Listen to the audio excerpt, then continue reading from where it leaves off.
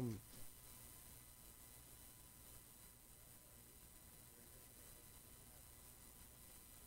Kevin, you ready? Spencer, you ready?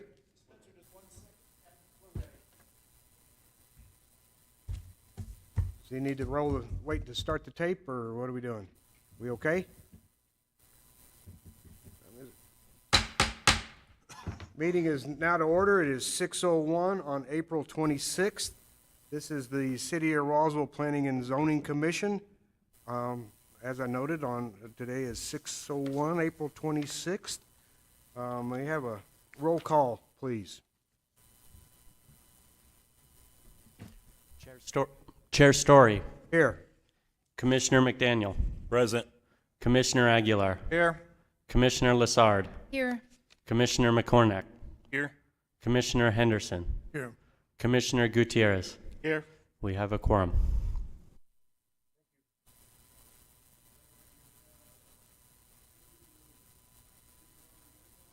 Steve, if you would do the swearing in for us, please. All those that are going to be speaking this evening, applicant or witness or whatever you might be, if you're going to come to the podium, I need for you to raise your right hand. Do you solemnly swear or affirm that the testimony you give this evening will be the truth, the whole truth, and nothing but the truth under penalty of perjury? Say, I do. I do. You may be seated. Thank you, Steve. A little bit of notices out there. It is a public hearing, and we'd asked for you to, there were sign-in sheets on the table out front. If you do wish to get up and speak, please have that sign-in sheet, your name on the sign-in sheet. And we have a 3-minute limit. Sometimes we adhere strictly to it, and sometimes we don't. We also have a lot of people in the audience. We would ask that people speaking either for or against, do not get up and give us redundant comments. Exact same thing. In other words, the exact same thing from the person before you. You're certainly welcome to get up and say, you know, I agree with Mr. Smith or whatever, but just for the sake of brevity, if you could not repeat other comments. Thank you. Take a motion for the approval of tonight's agenda, please. Mr. Chairman, I move that we approve the agenda for this meeting Tuesday, April the 26th, 2022. Second. I have a motion by Steve and a second by Jesse to approve tonight's agenda. All those in favor, say aye. Aye. Aye. All those opposed, same sign. Agenda is approved. Now I have another one for request a motion for the approval of minutes from the March 22nd Planning and Zoning Commission meeting. Story, I make a motion to approve the minutes for the regular meeting, March 22nd, 2022, as presented. Second. We have a motion by Jenna and a second by Saul to approve the minutes from the March 22nd, 2022 meeting. All those in favor, say aye. Aye. All those opposed, same sign. Thank you very much. Now we will move into the public hearing items. At this point in time, I will recuse myself, and Commissioner Lassard will also recuse herself, and Commissioner McCornack will take over the meeting.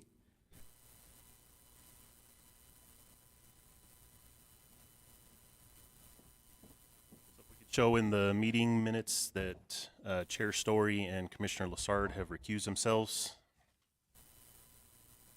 First public hearing item is case 22-007, a preliminary plat for the Oaks subdivision. And I believe you wanted to present the first two simultaneously. Yes, that is correct. Could we get a motion to waive the reading of the findings of facts? For both? Yes, please. Okay, so we'll hear the first two cases simultaneously, case 22-007 preliminary plat and case 22-008 preliminary plat.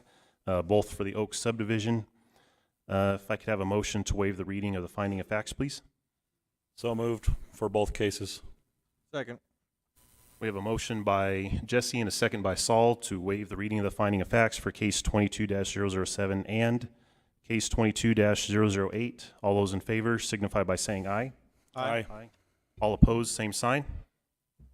Motion carries. Spencer?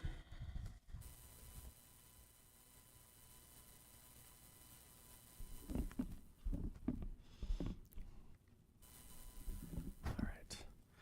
Good evening, Chair McCornack and Commissioners. For the first and second public hearing item of tonight's meeting, we have 2 additional plats for the Oaks Master Plan project. We have the Oaks Unit 2, zoning case 22-007 P plat, and we have the Oaks Unit 9, zoning case 22-008 P plat. So case 22-007 P plat is a request for approval of a preliminary plat to create 69 residential lots in the R1 district, south of Country Club Road and east of Nevada Avenue, while case 22-008 P plat is a request for approval of a preliminary plat to create 47 residential lots in the R1 district, south of Country Club Road and west of Nevada Avenue. So here you can see the adjacent land uses for case 22-007 P plat, Unit 2. It's R1 in all directions, while for case 22-008 P plat, Unit 9, north of the property is Chavez County jurisdiction, zoned RS. To the south, it's R1 residential. To the west, it's zoned C2, community commercial. And to the east, it's zoned R1. So this slide shows the properties in relation to the city zoning map, with Unit 2 east of Nevada Avenue and Unit 9 west of Nevada Avenue. And then here are Units 2 and 9 in relation to the entire proposed project. So here's a bit more detailed Unit 2, which is directly south of Unit 1, which we heard previous month. And then here we have Unit 9, which is west of Unit 7, which we also heard last month. So these proposed preliminary plats are congruent with municipal objectives in the city's comprehensive plan and other housing-related policies that the city has, like the MERP, as they provide additional housing when there is an urgent demand for such development in the city. And additionally, these proposed plats act as a catalyst for infill development in the surrounding areas. So we have received 1 verbal inquiry regarding traffic circulation along Country Club Road from an individual living directly to the north in the county. However, based on the land use and zoning considerations, findings of fact, surrounding land uses, and the regulations established in the zoning ordinance and subdivision code, staff recommends approval of zoning case 22-007 P plat to create 69 residential lots in the 17.7 acres south of Country Club Road and east of Nevada Avenue. And then once again, based on the land use and zoning considerations, findings of fact, surrounding land uses and regulations in the zoning ordinance and subdivision code, staff recommends approval of zoning case 22-008 P plat to create 47 residential lots in these 16.32 acres south of Country Club Road and west of Nevada Avenue in the R1 residential district. Thank you for your attention, and we stand for any questions. Does anybody have any questions for Spencer?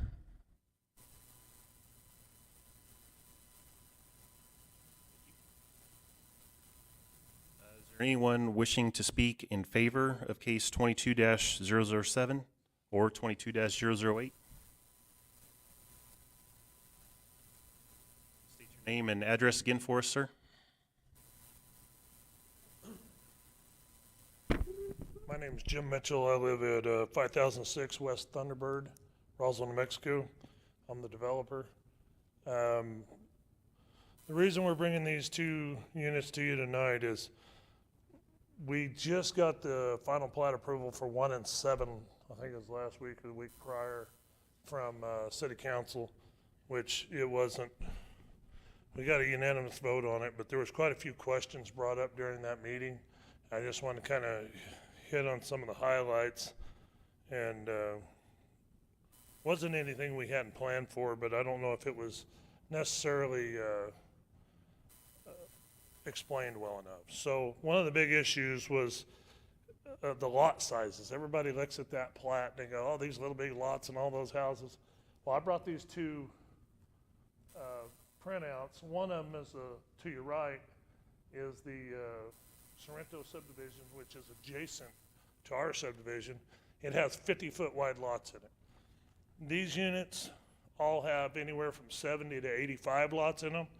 And then as you go further down the subdivision, they get quite a bit bigger. The other poster board over there, Tierra Brenda subdivision, it has a mixed lot size that is very comfortable. I mean, it's the mirror image of what we're doing lot size. So you guys have all driven through that subdivision, you know what it looks like. That's what this is gonna look like eventually, once we get it all built. The traffic on Country Club, it's on Facebook. Everybody's mad about traffic on the Country Club. We've worked out with the city. We're currently working on the plans to build XL decel lanes in conjunction with the construction on the first two units, 1 and 7. And we've been going back and forth, and that will be constructed before we start building the house, or before anybody lives there. You know, a little bit of traffic's called progress in most cities, and for some reason we're just anti. If somebody's got to wait at a stop sign for 2 minutes, it's going to kill them. Other questions that were asked the other night, we had a council lady get up and ask if we were going to have fire hydrants in this subdivision, or if the roads were big enough to have a fire truck. We meet all the local and state regulations and city codes. We work with city engineering to make sure we do so. Green space has been an issue. And where are we going to put all the city parks? There are no parks in this. To the south of this project is going to be the largest park in Roswell. And we are being charged by the lineal foot on this curb and gutter for the park fee. And there's city, you know, the new rec center out there, it's not landscaped. The city medians aren't landscaped. There's places we can spend that money other than having unmaintained city parks in that subdivision, which are a burden to the city, and they don't help us sell lots. An old dirt lot out there ain't gonna sell any lots. One thing I thought was interesting, we had a city official the other night, thought that this would be good open space. We just leave this 320 acres for open space. And, you know, that's a doable thing. City's got a check for about $6 million. I'll accommodate y'all on that deal, or the city. Not y'all, but whoever in the city can write that check, I'll help them out. Water pressure. It's a big deal on Facebook. Nobody has any water pressure. I hadn't built a house yet, and they're worried that I'm gonna run their water pressure. When we build these subdivisions, typically and this one is a good example of that, we will tie 4 different mains together in 4 different locations, and we'll loop that system. That generally allows for a more equalized pressure because you're feeding from different locations, and more than likely it will enhance their water pressure. I've talked to the city engineering, they don't foresee any water pressure issues in the future. I put a team together to assemble this project, and we've been working with the city planner now for a year. We've been working with city engineering for a year, and we think we've mitigated the majority of the issues on the units that we currently have in front of you. 2 and 9, 1 and 7. We've mitigated most of the issues. In the future, we'll make some changes. I mean, that's what we do as we grow and we learn on these projects. We think this is best layout for this land, best layout and use. We put it together. The lot sizes meet what sells lower and medium income homes. Can't build a medium income home on a 5-acre lot. Just doesn't work.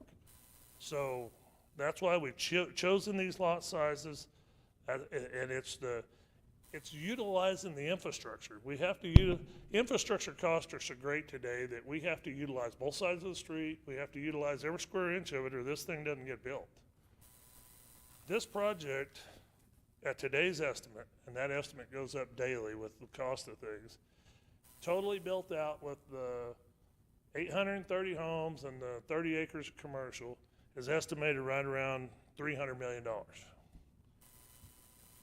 The city of Roswell gets 11 million of that, not including all the property taxes and GRT and everything else that gets spent. So this is a good project for the city, but somehow we've got to be able to fit it in a box while we're building it too. And we haven't had any problems with planning and zoning. It's kind of frustration that's boiled over from other meetings and within the city. So that's where we stand on it. It's a good project. These 2 units are a no-brainer. We can get in, get out. And we're ahead of the game. We haven't really broke ground on 1 and 7. We're fixing 2. But we need to get these in the hopper so when we get builders out there, they don't run aground looking for a place to build another house. Because if we get them in here and they build 70 homes, they need to be able to move next door and build some, or they're going to go to Carlsbad or Artesia. There's other communities wanting these guys. So that's it for me, unless you guys have some questions. Anybody have any questions for the applicant? I just wanted to ask about the build out. At what point will you pave Nevada, and then you got that roundabout at the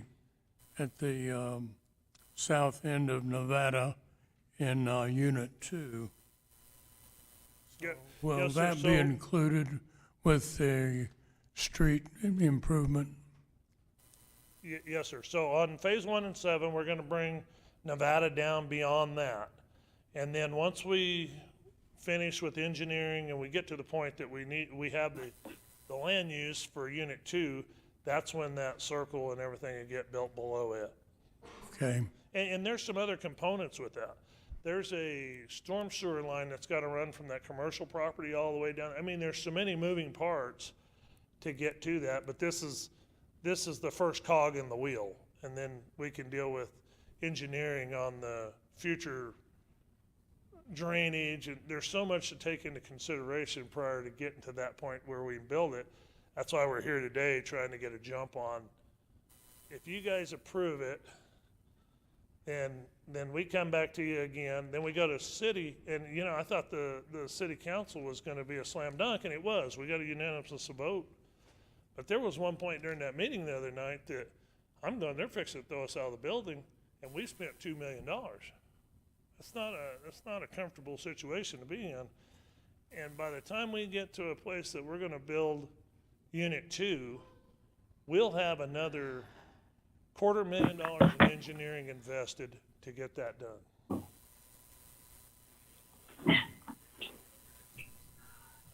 One quick question, which, I get that this question doesn't really apply for planning and zoning, but I noticed on some of the streets, we don't carry a utility easement on both sides of the street. So it's more of a constructability question. You might want to consider utility easements on both sides if that's something that the utility companies are going to require for installations. Well, and I believe it's a city code to have it on 5 feet on all lot corners, correct? Correct. Yeah.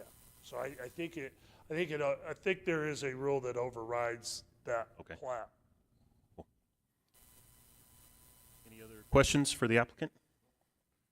Nope. Thanks, sir. Thank you. Is there anyone else in the audience or online wishing to speak in favor of case 22-007 or 22-008?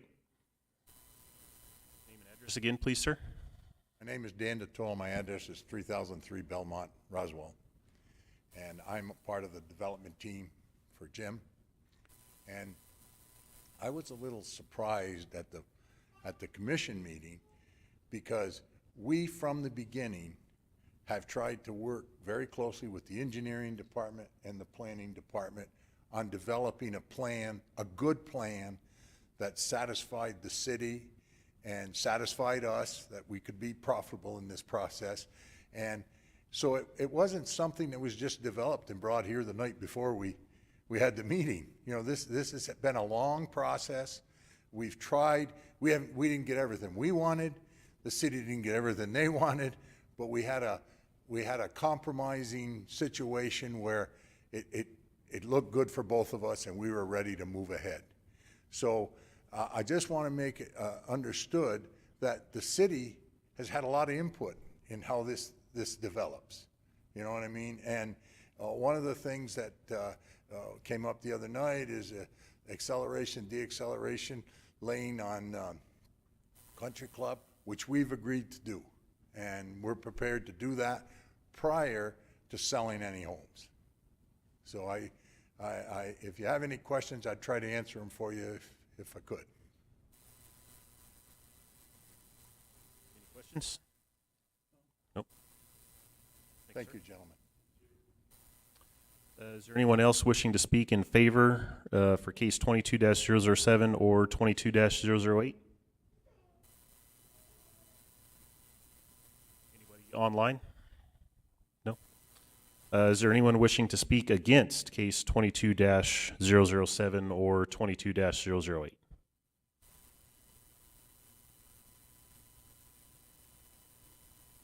Being none, any last questions for city staff? Any comments? Engineering supports this project. I know a lot of people are scared with this development, but Mr. Mitchell's correct. You go look at the northeast side of Roswell behind Antigua. It's very similar to this. In fact, some of the lots are even smaller on the northeast side than that they're going to be building here. For those that wanted open space, Roswell has to grow. And there's going to be some growing pains with traffic. Every town has it when there's a development like this. Last week I was in Las Cruces at the engineering conference over there by Sonoma Ranch. And if everybody knows where the Sonoma Ranch golf course is and all that area, it took years for it to catch up with the traffic and everything else. How fast this is going to grow, hope it grows fast. But engineering is working with developer on Country Club. We're also looking at Country Club from a different perspective as well. So there's fresh eyes, another engineering consultant hiring to look at it, so there's another fresh eyes. And what maybe some of the citizens of Roswell don't realize is that we just finished Untana about 3 or 4 years ago. That's Union, Montana. Actually, that project corridor is 4-lane all the way up to Berendo, and then it's 4-lane in Berendo from Montana to Main Street. All that stuff's we already have a storm drain design, we already have a corridor design. In 2015, that project cost was estimated $11 million. I would say it's probably $20 million right now. But those are some of the growing pains that Roswell has to have as we look to the future, not only with this, whether it's Mr. Mitchell or any other developer is going to be developing. The Northwest is one of the areas that's growing, and trying to get the people from the south side of town up to Walmart, up to the shopping. Eventually we're going to make a 4-lane with Montana and Berendo. Maybe not in my career, but it's going to happen. Just like Country Club will have to expand, and just like all these 800 lots will get built. And what's to say what's going to be happening in the old municipal airport?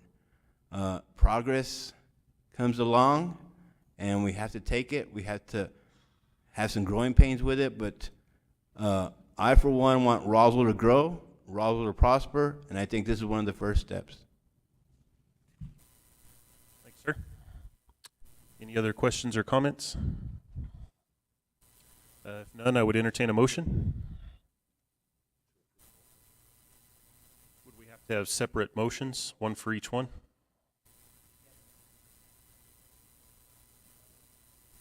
Based on the land use and zoning considerations, findings of fact surrounding land uses and the regulations established in the zoning ordinance and subdivision code, I'd like to make a motion to approve case 22-007 P-Plat. Second. We have a motion by Saul and a second by Jesse to approve case 22-007. All those in favor signify by saying aye. Aye. Aye. All opposed, same sign. Motion carries. And if we could have one for 22-008 as well, please. Based on the land use and zoning considerations, finding of the fact surrounding land uses and the regulations established in the zoning and ordinance and subdivision code, I make a move to pass case 22-008 P plat. We have a motion by Saul and a second by Richard to approve case 22-008. All those in favor signify by saying aye. Aye. All opposed, same sign. Motion carries.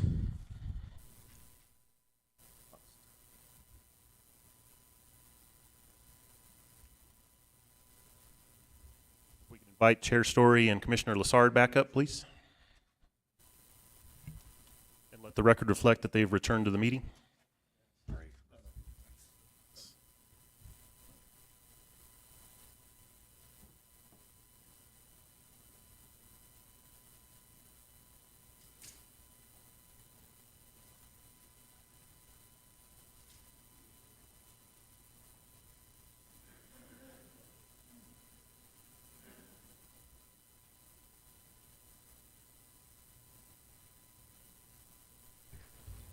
Thank you, James, for doing that for us.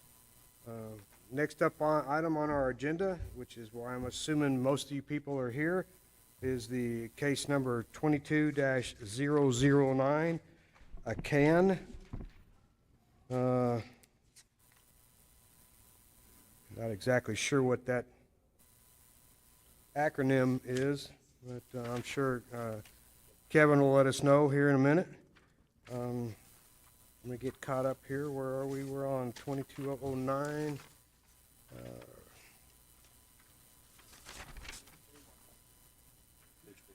Sorry, before we get started this evening, we want to make sure that everyone understands, not only those of you up on the dais, but everyone out in the audience today. Slightly different format, slightly different decision-making process. This is obviously the first two of our cannabis. That's why CANN, just short for cannabis. Okay. It includes not one, not two, both of them include three different requests. You've got a request for a zone change from C2 to our CCAN zone, our cannabis zone. You have a request for a conditional use permit, and you have a request for a variance, each of these. Okay. What we've done is we've consolidated them under a single item, each of those. So you don't have to make three recommendations. You don't have to make three motions on each one of these. You only make a because the key to everything is the variance request. If you cannot see your way clear to approving or recommending approval of the variance, then everything else collapses.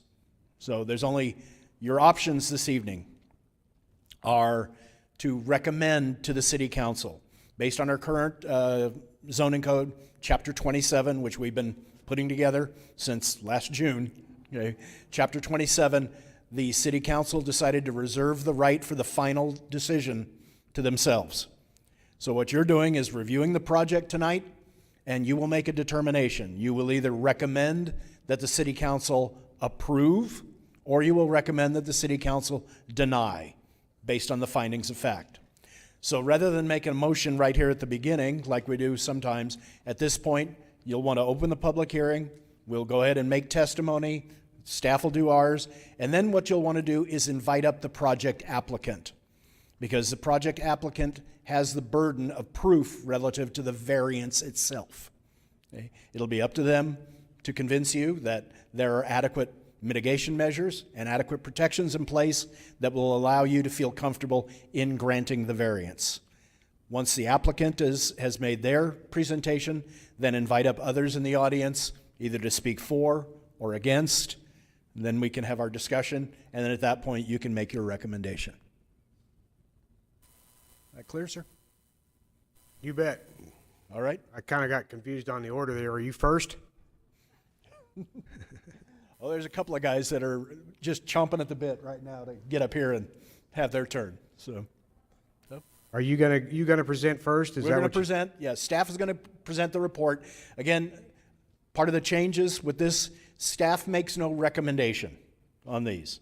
The recommendation comes from you all, again, to approve or deny, and the recommendation is to the city council. Staff is only presenting the facts as we know them today and walking you through the process. Okay, so if everyone's ready, we'll go ahead and launch into public hearing for project number 22-009 CAN, which is short for cannabis. This is a project located at 313 West Country Club Road, Suite 10.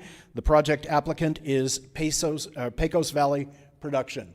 And again, it's a request for a variance, a zone change to C CAN, and a conditional use permit to operate a retail cannabis establishment at an existing medical cannabis dispensary in order to sell both medical and recreational cannabis. A little bit of background here as well. When we were putting together the ordinance for the city, it was very clear the state legislation came down and said, we cannot shut anyone down. We cannot force anyone to move. Okay? So those existing medical cannabis facilities automatically became non-conforming uses. They're allowed to stay in business. They're allowed to continue to sell medical. They're allowed to continue to operate as they've always done before. Okay? Pursuant to the guidelines that are in the Chapter 27. Okay? At this point, though, because they would like to increase their, hopefully, their fiscal, their revenues by adding commercial cannabis. They have an appropriate license to do that. It's called a VICE license. VICE stands for Vertically Integrated Cannabis Establishment, that allows them to sell, both the medical marijuana as well as the recreational cannabis. It also allows them to do some other things, but those other things are not appropriate at this location. So again, the request is only at this time to supplement the medical cannabis facility with the recreational cannabis. This is a straight up retail environment. Okay? Taking a quick look at what's around, and this is where at least a part of the variance comes in. You'll notice that due north of the property, we have an R4 residential zoning. We do not meet the 300-foot minimum setback to residential. That is part of the variance request. We have other professional medical offices located to the south. To the west, we have professional offices, medical offices, and a hospital. Okay? Some of these professional and medical offices, as well as the hospital, provide treatment for substance abuse. Okay? The proximity to those facilities is also part of the request for the variance. Okay? We also have to the east professional offices and medical offices. Okay? This is the location. You can see there on Country Club Road. They're located in that medical office complex at that location just immediately east of the hospital. And they're in one of the back buildings. They are surrounded completely by other medical uses, as well as some, I believe when I drove through there today, there's a facility that does prosthesis. There's other facilities that do a bunch of other different things. But it's primarily dedicated to medical use in that shopping center, or in that center. Okay? Pecos Valley Production has been operating legally and in good faith since 2015, and they were issued as part of the state's upgrade to all the licensing requirements. The state issued them a vertically integrated cannabis establishment license on September 21st of last year. Yes, sir. Quick question on that. Since that date's coming up pretty quick, September 21, did they automatically renew through the state and then is automatically renewed through us? If that's They will get it, assuming they are operating in good faith and they met all the state requirements. It's my understanding the vice license is automatically renewed for another year. They're annual renewals on the license, is that correct? Yes. Okay. Now, they will also, though, part of the approval process here is they will get an operational permit from the city of Roswell as part of this development. Their operational permit must also be renewed every year. It's at that point they provide us with all the information demonstrating that, yes, they've renewed their license properly, they're still in good stead with the state, they're still operating legally, and they renew our license. They'll happen on different dates, but they'll get their renewal and they'll be able to pass that information on to us, at which point, if they continue to operate in good faith, then they will get their annual operational permit from the city, as well as their business license. And I think I read somewhere, Kevin, that they have to come back to us, the Planning and Zoning Commission, every year for the renewal of that? No, not the operational permit. The operational permit is done at the staff level. It's much like your business license. It's part of the business license process. When they renew their business license annually, they've also got to renew their operational permit. The operational permit was put in there because the business license, our business license, does not cover all of the information that we need. They do not provide all the, under a standard business license, all the information that we need to confirm that they are operating legally pursuant to state requirements. So it's a two-step process on the renewal, but that's because of the way the state has set up the process. Okay? They have an annual renewal. We have to confirm their annual renewal and make sure they're operating as well. None of that comes back. I thought I read somewhere where it has to come back to the Planning and Zoning Commission at some point. Is that? They only if they want another change of use. Okay. There's been significant discussion at the city council level about possibly allowing on-site consumption. That is a different permit. That is a different requirement. They would, assuming they get through this part and they become a legal conforming use, which is what the zone change and the conditional use permit will do for them. They'll become a legal conforming use. They would have the opportunity to come back at a later date and request on-site consumption subject to that conditional use permit and everything else. Anytime a business expands or changes their operational methodologies or asks for an increase in the intensity of use, which obviously on-site consumption would be a significant change in both the type of use and the intensity of use, they must come back before you and get an additional permit. Okay. Thank you. Okay. Again, the variance, talk about the variance because that is the key component of what we're talking about here tonight. Ordinance 2109, Section 2765, prohibits cannabis-related businesses within 300 feet of any residential district measured from exterior property line to exterior property line. Okay? Residential properties are located 22 feet away on the north side of the alley in this area. Okay? Pecos Valley Production has issued or had written up a letter of justification. I'm sure they'll want to talk about it here in just a few minutes. Okay? The zone change, okay, again, is located within the C2's Community Commercial Zoning District. Commercial cannabis establishments must be located in the C2 district, so they are in compliance with that. Recommendation from the Planning and Zoning Commission is required to be included in the city's commercial cannabis, or our CCAN floating zone. There also became a number of questions came from the City Council about why we established the floating zone rather than just going out there and saying, we'll allow cannabis up here, we'll allow cannabis down there. I've seen over the course of my career, working in a number of different states and on a number of the different ordinances, the pros and the cons of establishing a specific location in town. The negative with that is that immediately you've chosen the winners. Okay? Immediately what happens is our friends in the real estate industry, they go, okay, we're the new cannabis zone, and property values go up exponentially. Okay? Making it more difficult to develop. I've also seen those, some cities use it specifically. They take the worst property in town, properties that are just environmentally hazardous, and saying, you can build your cannabis facilities there right after you clean up the environmental problems. City of Roswell, in the discussions with our cannabis committee as well as with the legal committee, we didn't want to be in a position of picking winners and losers. We allow the cannabis companies themselves to decide where within the C2 district they want to join, and then they're allowed to pull down that floating zone and apply it to their property. Okay? It lets them negotiate in good faith with property owners. They do take a lot of risk because it has to come here. Obviously, if we picked where we wanted it, we eliminate the risk, but then once we eliminate the risk, what happens to the value of the property? As I'm sure Commissioner McDaniel will tell you, once you eliminate risk, value goes up significantly.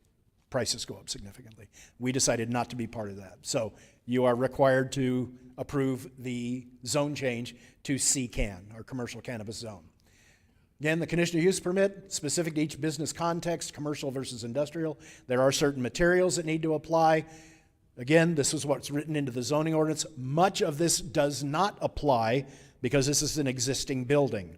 We wrote the entire ordinance under the assumption that we were also going to get applications for brand new ground-up construction. So obviously, with this particular site in this particular location, the requirement for a construction permit is not necessary unless they're doing some interior remodel. Okay? Other things though, site plan, not necessary, it's an existing. The security plan though, the operational plan, green waste disposal plan, not required. This is not a cultivation facility, it's retail. Okay? Air quality, odor control, some of these others will be required. Okay? Again, as part of the New Mexico Vice license, they did have to submit a site plan, a security plan, an operational plan. So this is not a burden on necessarily a burden on the applicant. We just want to see a copy of what was submitted to the state so that we can make sure they are in compliance with what the state has granted. Okay? One there, Kevin? There, it says a variance request letter. Yes, you have that in your file. Does that have anything to do with the state versus us? No, that is not. That is just us. Okay. Okay, good. All right. And then a permission letter from the property owner. Again, because this is a shopping center and there are multiple property owners, we wanted to make sure that the property owner was aware this zone change was being requested, and they were in fact okay with it. Copy of that is also in your file. Okay. We have received one inquiry from the Planning and Zoning Office. Again, we actually received a number of phone calls and other things, people not leaving their name or address, so it's difficult to tell how many people were pro this or against it. I do know that there are concerns being expressed by our local public health agencies. I do know there are concerns being expressed by our local school districts. As a matter of fact, I have a meeting with our school district tomorrow to discuss cannabis, but also to discuss the growth that's going on in the city and possible site selection. So it's been a meeting that we've decided to take up two subjects simultaneously, but that meeting is actually happening at 11 o'clock tomorrow morning, and I will be there. Okay. All right. Again, this is where this would be the recommendation that you make. Again, based on the land use and zoning considerations, the findings surrounding land uses. Again, make a motion to recommend to the City Council either for approval or denial, okay, of zoning case 22009, which includes one motion which will approve or deny, recommend approval or denial for the variance, the zone change, and the conditional use permit pursuant to the conditions of approval that have been attached. Now, before the meeting tonight, based on the events of the last couple of days, I personally went back and went through the conditions of approval. We added a number of different things that we believe provide additional notification to the surrounding communities, including the notifications and points of contact in particular for the school districts, the schools within a 3-mile radius, points of contact for all of our medical facilities in case of an overdose. We want to be able to make sure that then in the event of an emergency, should the unthinkable happen, that we can get a hold of someone, that we can get the ingredients and the other information so that proper treatment can occur immediately. We feel it's appropriate to be proactive and have the applicant go ahead and send that information out to our schools, to our and to our healthcare agencies, emergency facilities, and things like that. The couple of other additional requests, again, hours of operation became a discussion point. The hours of operation, I drove through both of the sites. We'll talk about that. Looked at who was operating. This particular site, pretty much it's Monday through Friday, 8 a.m. to 5 p.m. Okay? We are allowing them to stay open a little bit later because of the retail. We're also allowing them Saturday hours. We do recommend that they be closed on Sunday. That is a discussion that has happened. This particular section, though, may be superseded depending on what the City Council decides to do at some point in the future, which is why we've written in there, unless otherwise restricted by the state of New Mexico or the city of Roswell.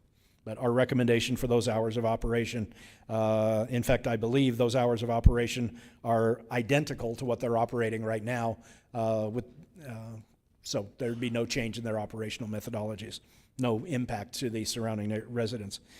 Again, we're asking the applicant to prepare and submit a community relations plan and a neighborhood responsibility plan pursuant to Chapter 27, Section 2754, H2 and 3. That is written into our code. We want to make sure that they know and understand their responsibilities to the community, including education and the responsibility for reporting or notifying anybody that, reporting and notifying anyone who may be purchasing and then passing that purchased cannabis on to someone who is not authorized to purchase, in particular anyone under 21 years old. Okay. The again, number 3 and number 4, contact information to the school districts and to the surrounding property owners, contact information to the hospitals and emergency rooms. Okay, and again, going back to some of the discussion, because of the proximity of incompatible uses, it is not appropriate for on-site consumption to take place at this location. That's number 6. Again, also because of the proximity of incompatible uses and the building and site limitations, including those security concerns, walk-up and our drive-up windows are prohibited at this location. All transactions must take place inside the store. Okay? And then last but not least, and this follows with some of the requirements of the state, the applicant shall make available to any individual or organization requesting such information educational and informational materials relating to the medical, social, and educational concerns related to cannabis use by children, preteens, and teenagers. We're asking that that information be available both on their website as well as hard copy for anyone who requests it. Thank you, Kevin. Commissioners, you got any questions of Kevin before we let him sit down?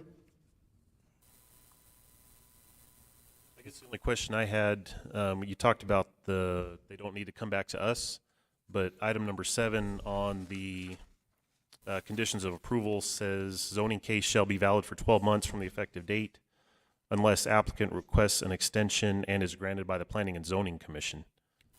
Right. Read the second part of it, though. Issuance of building permits and pursuit of construction will serve to vest the interest in 20. Since this place is already built, they are vested the day this is approved. Okay, that was designed and put in there. Some of the other areas that that I have worked in, we had a mad rush for permits up front early. People that weren't ready to go to build, they just wanted the permits because they were going to flip the properties or flip. And we were ending up with sites that were, especially in some cities where they limited. I've worked in some cities where they actually had lotteries. They said we were going to do 5 cannabis establishments, and that's all there were, and there were lotteries. RFPs went out, and they would get their RFPs back, and it was a lottery. Who's going to build the best one? Well, we had people apply, turn in the paperwork, and then they would sit on the site for a year or 2 or 3. Okay? And wait for the property values to go up, wait to let everybody else dip their toe in the cannabis world and see what the return was. So that was intended, again, primarily for those facilities that are going to be ground up, that were going to be designed and built from the ground up, that they would not be considered vested. If they did not get vested for 12 months, they would have to come back to you, either request an extension or get a new permit, because unfortunately with cannabis, the world is evolving rapidly. The state is still developing all the rules and regulations. We're still trying to figure out how to navigate those waters. 12 months from now, our cannabis ordinance may look significantly different than it looks today. Thank you.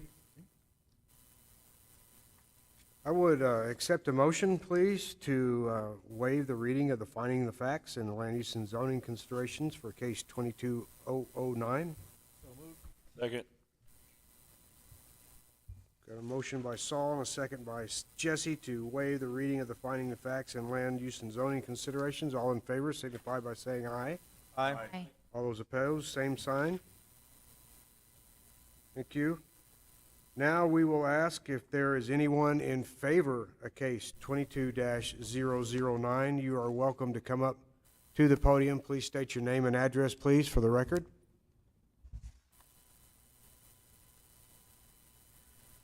Good evening. My name is Leonard Salgado. The address of our business is 4000 East Hobson Road here in Roswell. Good evening, Mr. Chairman, members of the commission. Thank you for the opportunity to present to you this evening. I'm the Director of Business Development and Expansion for Pecos Valley Production. Today, I'm joined by our ownership group, the Great House family, and other members of our team, and I'm very grateful that they're here, by the way. Our reason for being here is very simple. As Mr. Mavers has indicated, we are here to seek your approval for the variance, zone change to CCAN, and a conditional use permit that will allow us to sell adult use cannabis from our present medical cannabis dispensary located at 313 West Country Club Road. Based on a very thorough, and I mean thorough, report developed by Mr. Mavers and his staff, and the supporting documentation that we have provided to his office, we are fully prepared to comply with this office's conditions of approval in accordance with the ordinances that have been developed and approved by this commission in the city of Roswell. We received, prior to the meeting, your revised conditions of approval, and we have no issues or concerns with that revised edition. If I may, I would like to share with you some background information about our organization that you may not be aware of. First of all, in this community, we employ over 80 people in your local area. We have been serving the nearly 4,200 registered medical cannabis patients in Chavez County for over 6 years. We operate retail locations in 10 New Mexico counties across the state. We operate under 2 very specific laws. The first one is the Medical Cannabis Program, which falls under the Lynn Aaron Compassionate Use Act. The second one is the new Cannabis Regulation Act, which controls the adult use sales program. Within both of these statutes, we operate under the rules and regulations as they are set forth by the New Mexico Department of Health, the New Mexico Licensing and Regulations Department, and the Cannabis Control Division. On top of these rules, we will add your ordinances 2109, 2110, 2113, and 2159 as adopted by the Commission. Make no mistake, please, as an organization, we take all cannabis laws, rules and regulations, and ordinances very seriously. We operate, and we must operate, because of the nature of our business, in a very transparent manner, period. I would like to make a couple of very important points. As Mr. Mavers indicated, the variance we are requesting is required primarily because of our proximity to the residential neighborhood. We are very, very sensitive to that fact. However, I will tell you that we have received no complaints from our surrounding neighbors, including any adjoining businesses that we are aware of, number one. Number two, the ability to sell adult use cannabis is the reason we are here. I would really like to illustrate for you, because I think this is probably going to make things a whole lot clearer. I brought with me a couple of samples, okay, that help illustrate exactly what we are doing. I know you probably can't see all of the language that is on these packages, but for your benefit, I've actually identified one with the letter A for adult use. The other one is highlighted with the letter M. I hope you can all see that, okay? Both of these packages represent 1 gram of smokable cannabis flower. They weigh exactly the same. They have both been tested by an independent laboratory as authorized by the state. They both contain the same language that is the safety language that is mandated by the state. And I'll just read a little bit here. Warning, this product contains medical cannabis for medical use by qualified registered New Mexico Department of Health patients only. Do not use this if you are pregnant or breastfeeding. This product should be kept away from children and pests. Use only as directed by your medical provider. Do not operate a motor vehicle while under the influence of this medication. That's what it says. It also includes a barcode. Every package of every product has a barcode. That is used so that we can inventory our product and in the event of any type of recall. So we have that barcode on every single product. The difference with these products is really simple. This one marked adult use. We must, by law, collect a gross receipts tax on every sale. Here in Chavez County, I believe that is 7.833. We also collect a 12% excise tax for every sale to any person over the age of 21 that doesn't have a medical card. That essentially is the difference with these two products. Now, once these products are sold, they go into a takeout bag. It's placed in the packet, just like you would at any Walgreens or CVS pharmacy. We also have a keep out of children flyer that we staple to every packet. And by the way, this says, keep the kids in your life safe by storing all cannabis products in a locked area that kids can't see or reach. If your child accidentally consumes a cannabis product, call the Poison Center hotline at 1-800-222-1223. It goes stapled on every packet. Sir, is that something that's required by the state for everybody, or is that just something that you guys are doing on your own? We are doing that on our own.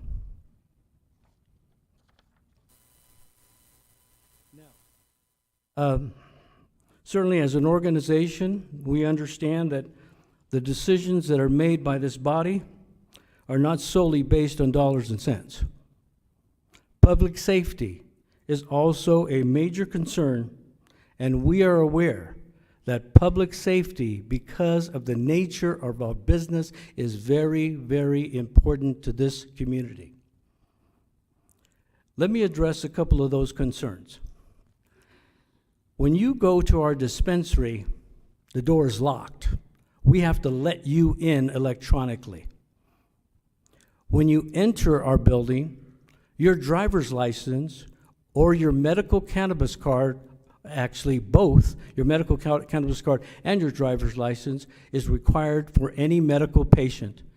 For any adult use customer, we will require every single time you come into our store that we identify you by your driver's license.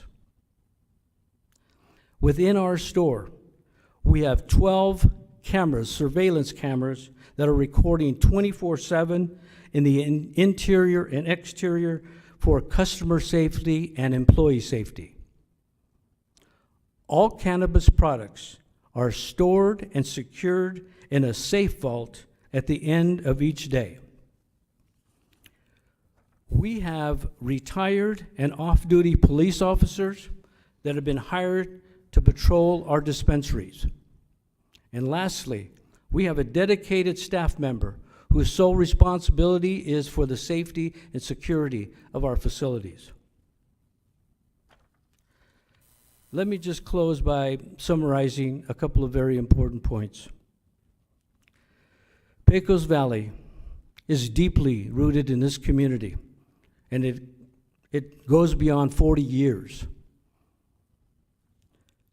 We want, number one, we especially, through this ordinance, through the expansion of our business, we want to create new jobs and new opportunities for our team members, and many of them that are here in the city of Roswell. We want to bring new and reoccurring tax revenue into Chaves County through adult use sales. We want to bring the best and the most effective cannabis products to our patients and customers at the most affordable prices. We want to create a professional and safe dispensary environment and work to educate everyone about the amazing medical benefits of cannabis. Lastly, we want to be recognized as a business partner in this community and give back to Chaves County whenever possible. We are committed to be recognized as a good neighbor here in Chaves County, period. I thank you for your time, and I'm open to any questions you may have. Thank you, sir. Anybody have any questions? Sounds like we do. Well, thank you. Thank you for your presentation. That's very helpful, and it's impressive the steps that you have taken.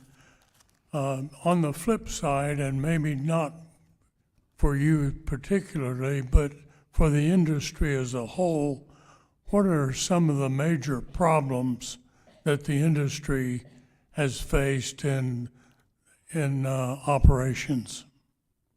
Well, I can tell you that one of the biggest hurdles that we have experienced as an industry has really been the lack of product, the lack of available product to meet the needs of the medical cannabis community across the state. And because of that, the prices that our patients today are having to pay is above the national average, way above the national average. So I would say that those have been the two biggest things that have really slowed down our program. We have over 133,000 registered medical patients across the state. If we had additional product availability, we would easily double or triple that number across the state, sir. Let me ask one more question. Maybe need to zero in on any problems or any major problems that communities across New Mexico have faced with the cannabis operations. Well, sir, I can tell you that there's always going to be an illicit market, unfortunately, in the cannabis industry. So adult use, medical use, we're hoping as those programs expand, it will minimize. It will never eliminate. It will never eliminate the illicit market. But we're hoping that through the adult use program, when we make availability across the state to anyone over the age of 21 to purchase a product that is tested independently by a laboratory for safety, that those individuals will have the ability to just access that product through a dispensary in their local community. Thank you.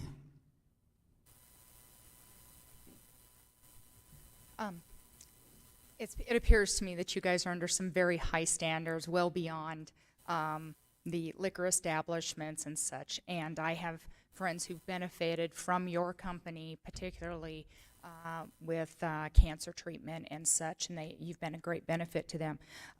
The one question I have is In the facilities, I travel quite a bit, and in those facilities where there is recreational cannabis, I notice that there are long lines to get into the facilities to purchase cannabis.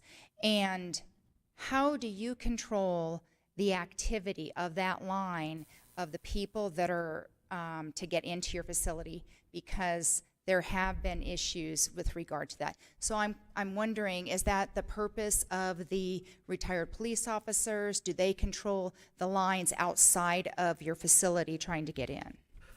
That's part of what they do, certainly to maintain sort of crowd control and try to keep, folks happy, and patient. Certainly, we're trying to move them through the dispensary as quickly as possible. Certainly, having lines outside of your business, any business, right, is probably a good thing, right?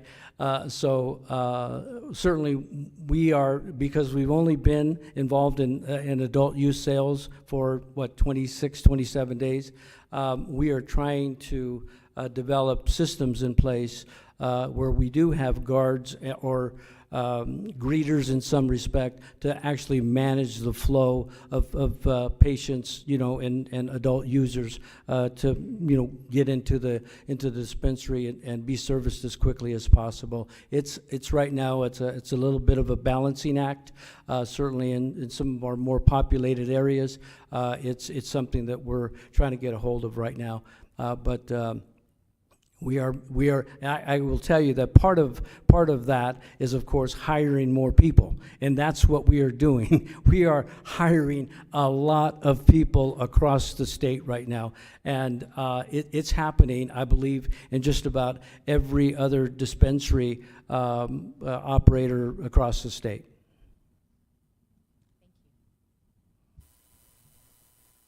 Commissioners, any other questions?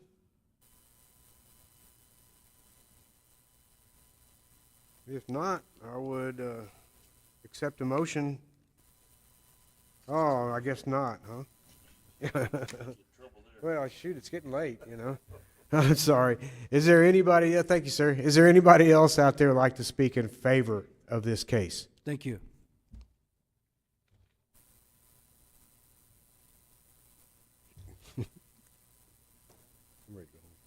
Good evening, Mr. Chairman and members of the committee. I'm Irma Perez, the Business Development Manager for Roswell Chavez County EDC.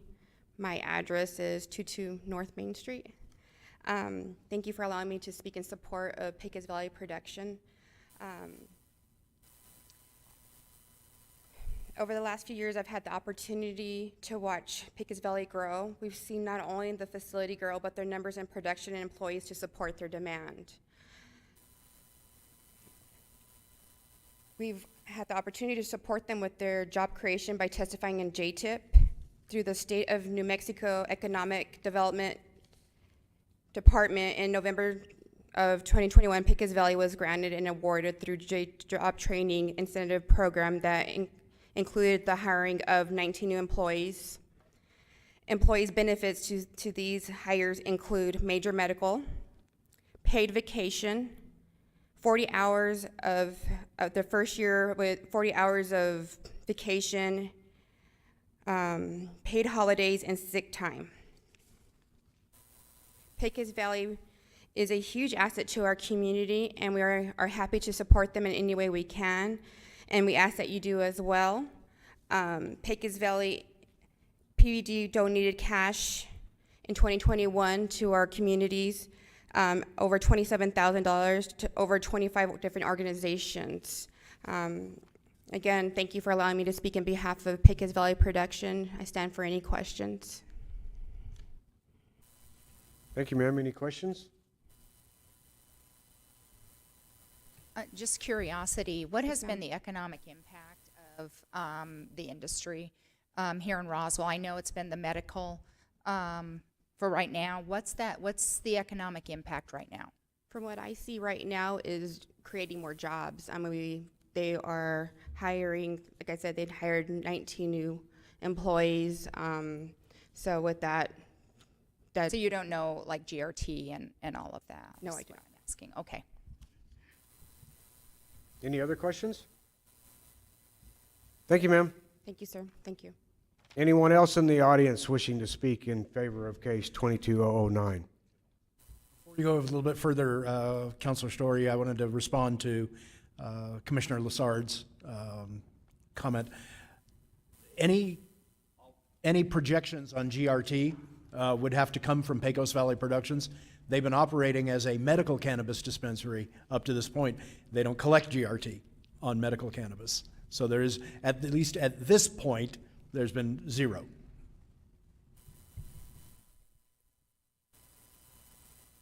Anyone else wishing to speak in favor? That gentleman with his hand up, is he's wishing to speak? Need help? Please state your name and address, please, sir. Larry Conley, 2815 in Cantle, Roswell. I go back to the original application of the Great House family, and they were going to put the grow operation out at the dairy. I voted for them to do this. And the man who appointed me wouldn't talk to me for at least 2 months. And I couldn't sit down for 2 months. The reason he felt that way was he'd been a narcotics officer for a long time. When the Great Houses agreed to move the grow operation out on Hobson Road out in the county, no problem. So this is just another step. Hopefully you'll approve it, and then it'll be approved by the city council, and it'll go on, be a great addition to Roswell and Chaves County. Thank you. Yes, sir. Great House, Pegasus Valley Production, 4,000 East Hobson. To answer, well, thank you, Chairman, Commissioners. The answer, Commissioner Sard's answer. These are projections for 2022, but based off the gross receipts and the excise tax, the city will gain $100,000 per year. The county will gain $100,000 per year. The gross receipts to the city alone is $237,000. The economic impact of our payroll and our workforce is $12 million a year. Thank you. Any questions? That's exactly what I was looking for, thanks. Yes, ma'am. Thank you. Anyone else wishing to speak in favor of this case? We have anybody online wishing to speak in favor? Do we have anyone wish to speak in opposition to this case? Last chance, anybody in opposition to case 22-009? Being none, can I get a motion now? Now's the time.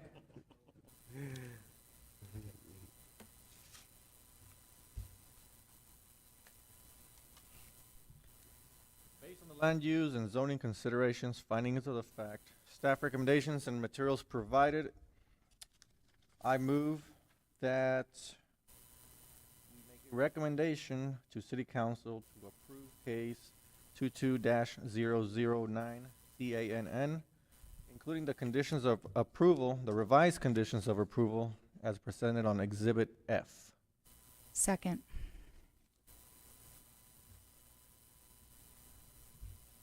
Thank you. We have a motion by Saul and a second by Jana to recommend approval to the City Council of case 22-009. All in favor signify by saying aye. Aye. All opposed, same sign. Case passes.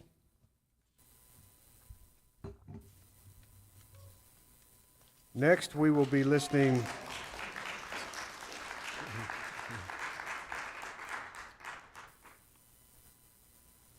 Next, we will be listening to case 22-010. Those of you that are on the previous case, you're certainly welcome to leave, or you're certainly welcome to stay and listen to this case. Give him a minute, Kevin. I was going to say, I don't know if my opinion matters, but I think they should all stay. We're making history here.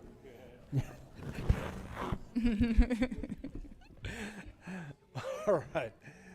Let's give everyone a chance to file out. Mm-hmm. Mm-hmm.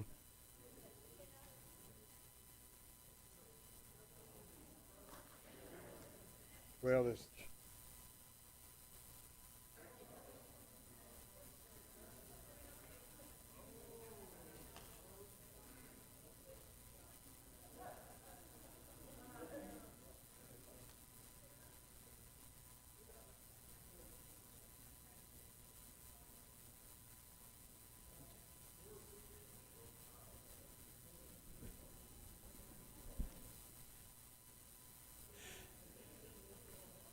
I was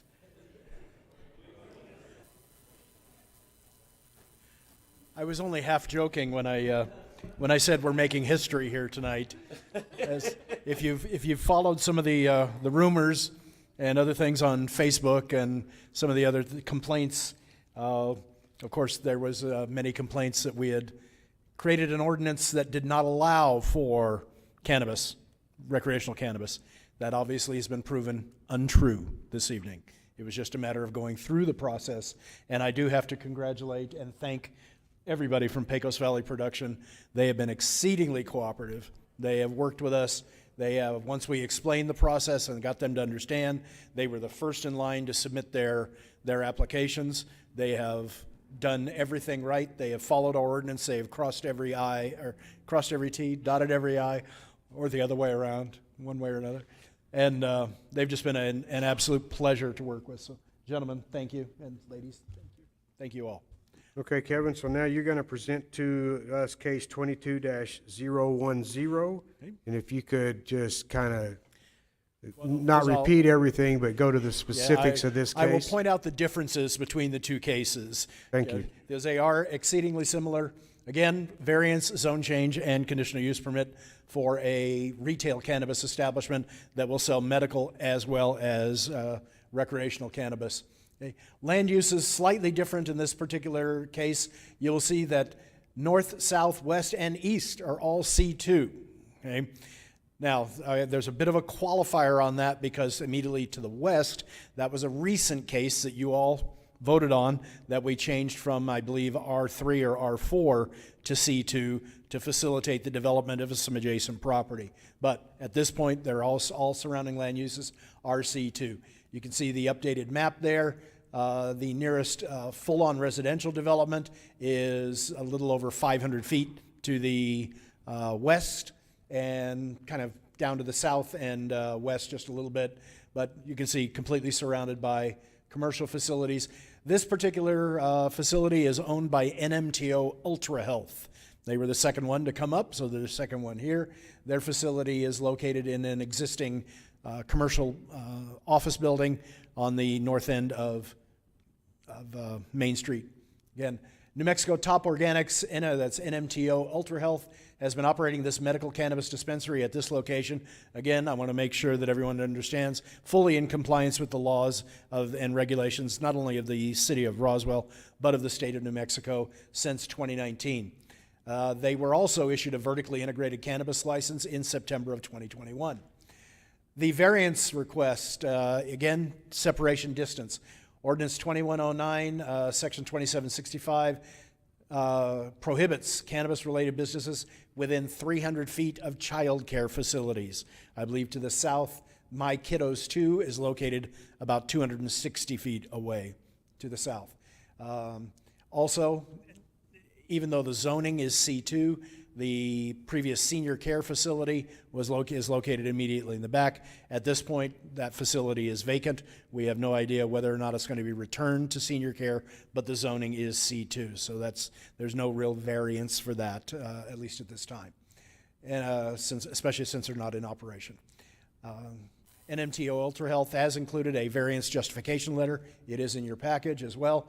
2800 North Main Street is the address. Again, They're asking for a CCAN floating zone. And the recommend, again, pursuant to all the requirements of the CCAN zone. And all the specific materials are identical to the previous case. They've been provided to you. Again, some of these materials are not required because this is a conversion of an existing facility as opposed to a new facility being built from the ground up. We do have I think we have 2 new facilities requests that'll be coming forward in the next couple of months, so you'll see some slight changes to this. They will be required to submit things primarily having to do with security requirements. Okay. Again, NMTO Ultra Health has provided all those materials. They are in your packet for your review. They were given an updated Exhibit F. I also went out based on the last couple of days' events. I went out and visited, drove around NMTO Ultra Health, looked at the surrounding areas, double-checked to make sure that everything was going to fall into place.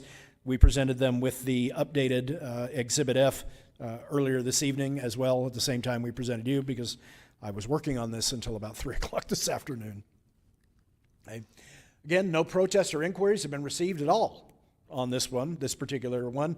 We can only assume that NMTO Ultra Health has been operating, has been a good neighbor to the surrounding residents, and therefore the one thing I do believe I forgot to let you all know, that under a normal situation, our advertising radius is only 100 feet.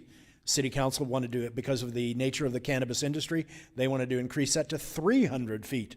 So there is significantly more notification that goes on for cannabis development, and to have no feedback whatsoever, positive or negative, indicates to me that they are being a good neighbor and they are operating well within the requirements and the regulations, not only of the state, but of the city of Roswell. Okay. Again, a similar declaration that you'll make, again, based on the land use, zoning considerations, finding of facts, the zoning code, chapter 27 of the municipal code. It's up to you to decide whether to recommend approval or denial of zoning case 22010, including these, which will include the variance zone change to CCAN and the conditional use permit. Okay. Thank you, Kevin. Any questions of Kevin from the commission? Thank you, Kevin.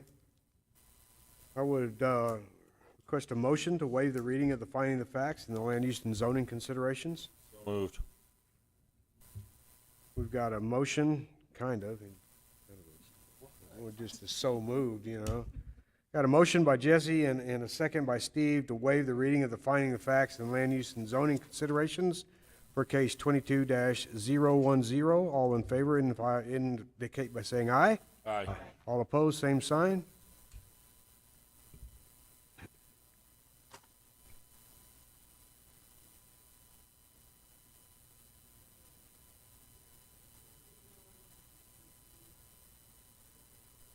(22-010). Yes, ma'am. Good evening. Good evening, Commission members. My name is Christina Caffrey. I'm the Chief Legal Officer for New Mexico Top Organics Ultra Health. And I'd just like to let you know, I won't belabor too many of these points because they were ably made by Pecos Valley Production.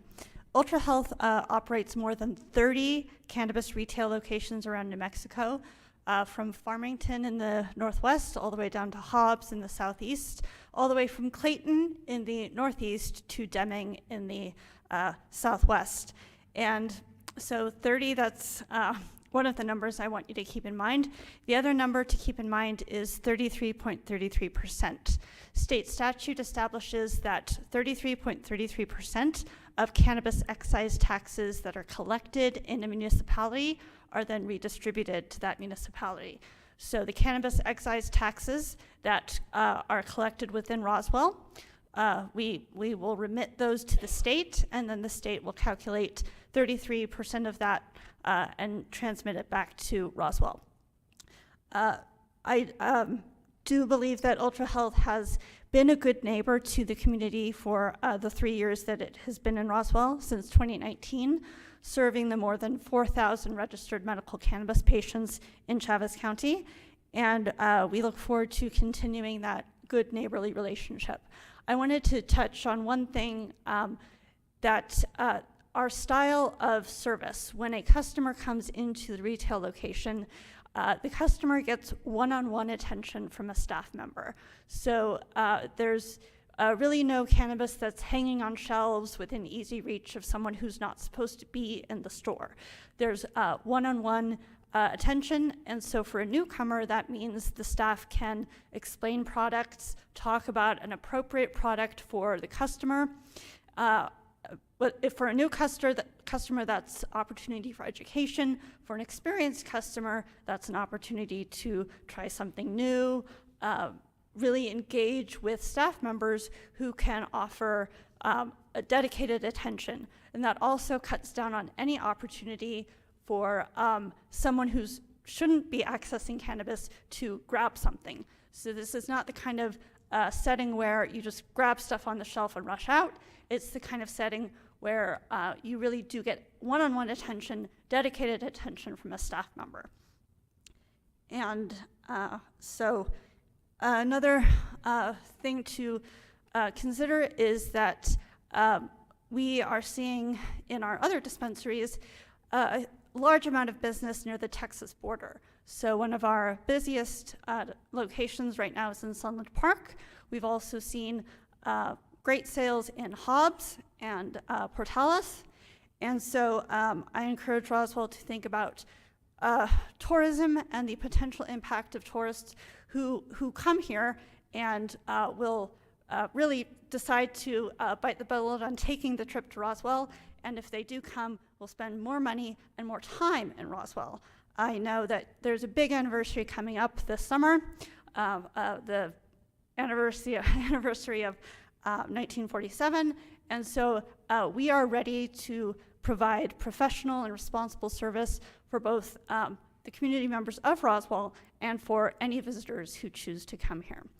And so if the commission has any other questions that were not covered by Pecos Valley, I'd be happy to answer them. Thank you, ma'am. Commissioners, got any questions of the applicant? Thank you, ma'am. Thank you. Anyone else out there wishing to speak in favor of case 22-010?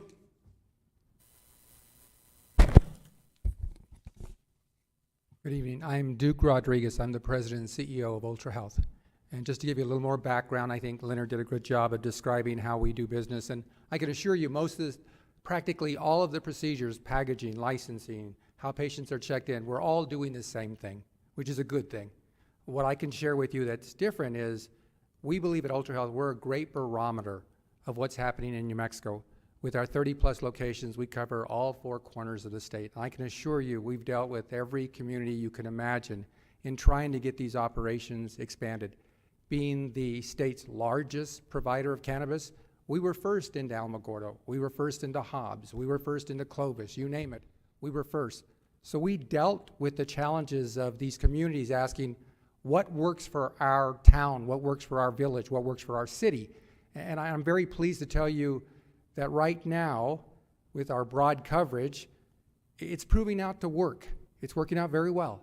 And as Christina pointed out, and we'll be glad to talk about the numbers some more if you have questions about how big it is, you're starting to see that it's starting to work. We have 25, 26 days of service.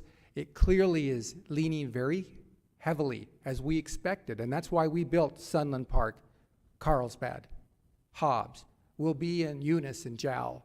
And we knew that the attraction would be to the southeast corner, and thankfully about 45% of the activity is in the southeast. I can tell you that the #1 dispensary is not in Albuquerque. The single busiest dispensary is in Sunland Park. The second busiest dispensary is in Hobbs. And I can assure you, you're going to see Roswell is going to be very successful. It brings patients in, it brings adults in. You've heard about the adult use versus the medical program. Just to give you a different flavor, and I'll wrap it up, we tend to view them all as customers, and they're either medical or non-medical. I don't want to ever think that they're adults and these other ones we sell to are non-adults. They are all adults. They are, they're over the age of 21. All the safeguards are there, they're consistent. You're going to get more applicants coming to the town of Roswell, to the city of Roswell, wanting to provide service to you. And you should scrutinize us, You should scrutinize them, and I think you'll be very pleased in the long term with the outcome. And I'll be glad to answer any questions if you have. Thank you, sir. Any questions? James? Pecos Valley told us about some of the things they did, warnings on the packaging, and warnings that are sent home with the customer. Do you do something similar? We do exactly the same. That's actually required by state law. So regulations require certain identifications, warnings, CDC, Poison Control Center. Those are all attached to every package. And you should ensure that the licensees you allow to operate in this community, they should be required to do it. I can tell you that there are going to be a lot of newbies entering this market. Thankfully, Pecos is not a newbie. They're number 5 competitor. We respect them. They're a worthy competitor. We're number 1. I have test market shopped some of the newbies. There are now 400 plus potential licensees spreading across the entire state. And I will tell you, some of them are not following the packaging and labeling requirements, but it is required by statute and regulation. Any other questions? Thank you, sir. Thank you. Anyone else wishing to speak in favor of case 22-010? Anybody online, Meredith? Guys?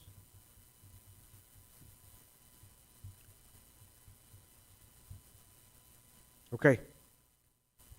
Anyone wishing to speak against case 22-010? I don't think so. I think we've heard from everybody that's still here. Okay, that being said, I accept a motion for 22-010, please.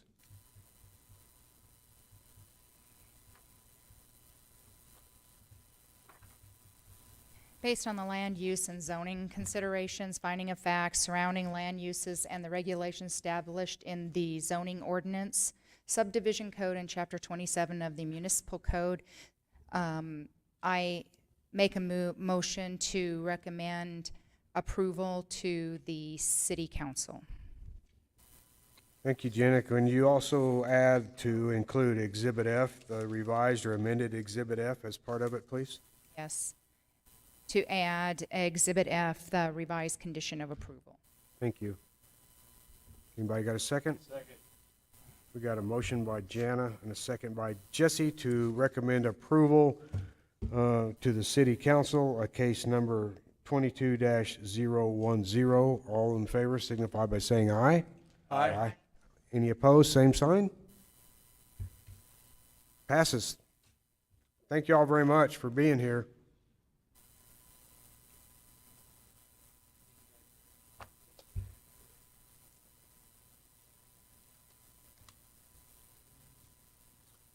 We move on to other business reports, information, updates. Kevin, you want to give us just a quick one of what happened at the council this week?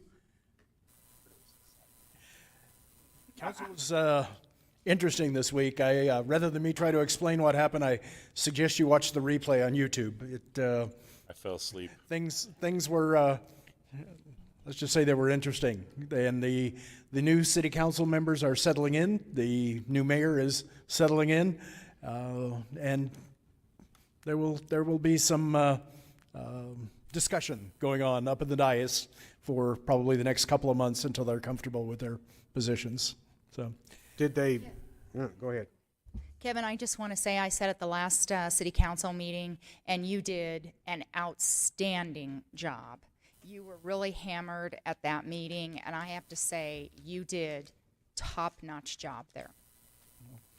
Thank you, Commissioner. I appreciate that. I do my best. And I believe that's all anyone can ask of me.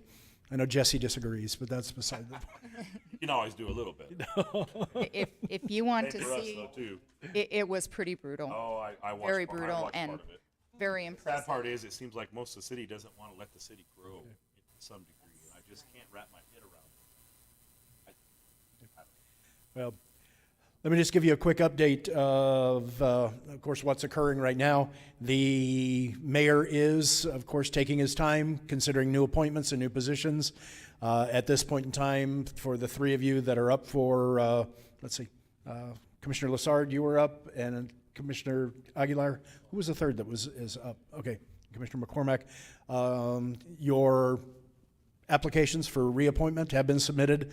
The mayor will get to them when he gets to them, and until then, you are automatically extended. So keep in mind that the workload is not decreasing anytime soon, and I believe we have 6 items for next month's agenda. Okay, 4 additional cannabis items will be coming before you, and 2 more preliminary plats. And then we already have, I believe, 2 or 3 items, maybe 4, set for June. 3 right now. Does that include the ALSIPs? We have upgrades to 2 different ALSIPs facilities coming in, so we've already got 5 items for June. Okay. Are the ones, the cannabis ones coming next month, are they the same, or are they already existing facilities? They're actually going to be slightly different. There is at least one that does not require a variance. It meets all the current guidelines for the zone change and conditional use permit. So that should be a relatively easy one for you to consider and review. We do have at least one other that includes a variance, and then we'll have 2 brand new facilities. One, an existing CBD facility that is asking to be allowed to sell commercial cannabis at this point in time on the north end of town, and then another facility on the south end of town, I believe, 325 South? Oh, that'll be June. Okay. Anyway, we've got, you're going to see some slight differences coming ahead.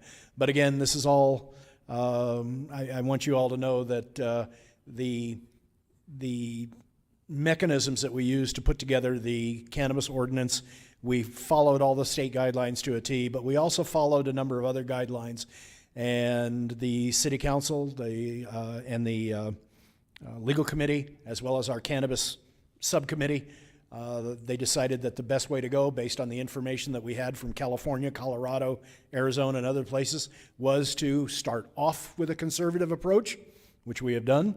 And you can see the results today is we've got 2. I was gonna ask the folks from NMTO Ultra Health there. They claim to be number 1, but so does Pure Life and so does our Greenleaf. I guess all depends on how you define number 1. Who is in fact number 1? But all of the companies that have existing facilities here have stood up and said, "That what we need to do, we'll do it." Okay, and they're moving through the process. So, Well, didn't they have a council meeting, a legal committee meeting, and then a council meeting Monday because they wanted to change? they wanted to streamline the process again, and that's the some of the concerns that were expressed that are coming from other people out there in the cannabis community who did not participate in the process of developing this, and the concerns that every other city in the state, which of course is not true as well, is selling cannabis. It drove a number of different discussions. They decided to go ahead and put it back on the agenda and take a look at the possibility of streamlining some of our existing non-conforming use to allow for quicker approval.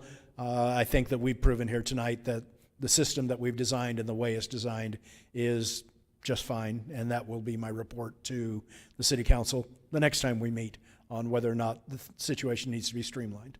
So I think the presentations that were made tonight were good. The fact that both companies were willing to accept the conditions of, that was 4 pages of conditions of approval there, okay? And they were willing to accept all of those and move forward. It just proves that we've got everybody thinking properly about public health, safety, welfare, as well as the economics associated with the expansion of the industry. I think we found a nice balance. Do these guys that sell the recreational and the medicinal, wasn't there something somewhere along the line that had to be physical separation? Didn't sound like that was happening with these guys. No, actually it's not, and that's the difference between the two and that's why it really. We have to, of course, make sure that we are addressing all the issues because of the VICE license, vertically integrated cannabis. That one license allows for cultivation, processing, manufacturing, distribution, or transportation, okay, as well as retail sales. It's very similar to if you were to do a brewery or a distillery where you have tasting, a microbrewery, something like that. You brew it in the back and you sell it in the front, okay? these facilities, our existing facilities, are not designed for that. Okay, so we had to make sure that they went through the conditional use permit process so we could let them know in no uncertain terms. Absolutely, that portion of the vice license that allows you to do retail, have fun. But if you want to do all those other things, you're going to have to find a new facility. No, it seems like I remember something initially that you had to have like one door for recreational and one door for medicinal with a solid wall, but there's something, some separation. Not that I'm aware of. Again, I haven't seen anything like that in state law, and it hasn't come up in any of our discussions. Okay, maybe As far as the production of it, speaking from memory, when we first started talking about this months and months ago, it was not going to be allowed inside city limits, or do I remember that wrong? As far as like actually producing it or manufacturing it, not just selling. Did we talk about that at all? Again, one of the things and they alluded to it when they were talking about the supply situation. Yeah, well, that's what I was talking about. He said there's a super shortage and they were fixing to add massive customers to the base. Again, this is where you end up with massive amounts of discussion for the cultivators of the differences between an indoor grow and an outdoor grow. Okay, an indoor grow facility, you produce much better cannabis because it's controlled climate conditions. When they do all the testing that's now required for efficacy and potency and all the other things, you get very consistent results with an indoor grow. You don't necessarily get the same consistency, the same results with an outdoor grow, just because of the nature of growing outdoors as opposed to indoors. Right now, the city of Roswell, we do not have any agricultural zones in the city. Okay, so an outdoor grow is, for all intents and purposes, not available. Okay, but they can do it in the county. They have approved several places in the county already. But we also run up against some other issues with respect to grow facilities, and that's having to do with water. Okay, not that we don't have plenty. We have a lot of facilities that are growing, but the federal government, and in particular the Bureau of Reclamation, which controls all waters of the United States, from whom we, the city of Roswell, got loans and grants to build a couple of gigantic water towers. Technically, the water that we drink in the city of Roswell is considered waters of the United States. And the Bureau of Reclamation has made it very, very clear that any city, any municipality, any individual that allows cannabis production, growing, cultivation, to occur utilizing waters of the United States will be subject to arrest and prosecution. They'd have to drill their own well. They'd have to drill their own well then? What's that? They'd have to drill their own well? Drill their own well, bring in their own water, do a lot of other stuff. And I know for a fact that this is it is not an empty threat, because I was working in the city of Needles, California, helping them. Needles, California gets 90% of its water out of the Colorado River, waters of the United States, and the Bureau of Reclamation and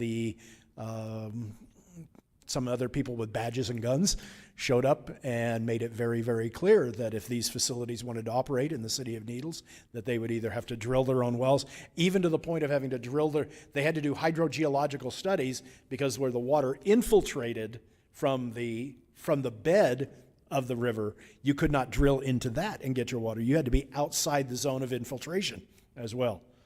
Yes, the federal government takes their water very seriously. Isn't all water? I guess water 200 feet deep counts as different than water in a river, I guess. Yeah, or municipal water? I don't understand it. It seems like everything's water of the United States, or whatever you want to call it. Right, there's a very specific definition. The Pecos River, because it's navigable, is waters of the United States. Okay, some intermittent streams out there, because they're not navigable, are not considered water of the United States. The water we have here in Roswell, it's a gray area. Okay, it's not taken from it comes from underground, it comes from wells, but we utilized federal money to build our water infrastructure.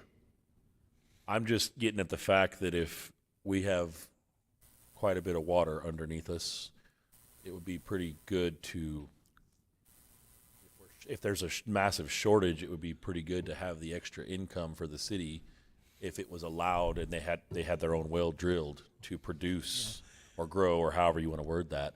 I would think it would be a huge influx of money for the city. Is that the tax the same way, or is it taxed differently? Again, there's different kinds of taxation ratios on, and this is also where we're seeing major changes nationwide. Okay, if you were operating your own distillery, Jesse, Okay. and you were making your own bourbon, okay, you're not taxed on the corn. Okay. You're taxed on the finished product. Okay. Okay, the cannabis growing in the field is a commodity, just like corn. I do see that eventually because you will tax the finished product, you will tax what is sold. But I see taxes being reduced and reduced and reduced on the actual growing because the cost, they're trying to figure out all the other states are trying to figure out a way to reduce costs to the cultivators, the people that are actually doing the growing, because they haven't been very successful, most of the other states, in shutting down the black market. Okay? The major competition comes from the black market. And there's a huge market for those packages that you saw today. Okay? Black market packages that look exactly like the packaging and everything else. And then you got your black market cannabis as a way to keep costs down, because it is a very expensive industry to get into. It is every bit as expensive as wanting to go into the distillery business or the brew pub business or anything else. It is not for the faint of heart, the business side anyway. Well, how do I water my 12 cannabis plants I got growing in my garden? You're not selling it, though. Oh. You're not selling it. It's Well, you your don't know personal that. use. Well, you can say whatever you want to say, but I'm just speaking for Kevin, probably. There's a difference in selling in personal use, I'm assuming. Yeah. But I'm Well, using and water again, in the there's- United States. There is absolutely I nothing. actually don't have any, since we're on the record, Statement. I do not have You're any. being recorded right now. When the I when have the some state tomato decriminal, and I hate the word legal, because cannabis is not legal. Okay, it has been decriminalized for a certain segment of the population. If you're 21 and over, it's been decriminalized for your personal use, your personal consumption. You can grow a certain number of plants in your home and smoke to your heart's content. Okay?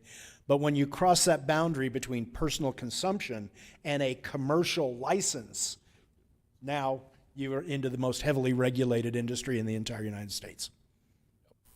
Overlapping regulations, federal, state, and local.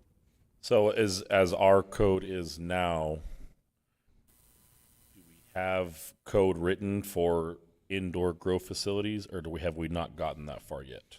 We do have our code is fully complete right now with respect to facilities. Indoor grows would be allowed in our ICANN zone, our industrial cannabis zone, which would be a zone change from, I believe, our I2 designation. Help me out. So it's I2 and C2, so I2 and C2 convert to ICANN and CCAN.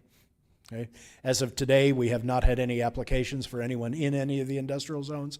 It's all been the applications for what you saw probably tonight. because the amount of money to get into the growth part is It tremendously is, more. Having been on the private sector side of the industry for many years before I came to Roswell, I was on the public sector side too, but I worked as a consultant, land development consultant. I was the guy up here promoting the zone change, the conditional use permits, and knowing that the average cost of a facility for a 100,000 square foot facility, indoor grow, and again, this is in California with all of their costs and everything else, ran roughly $15 million just for the facility.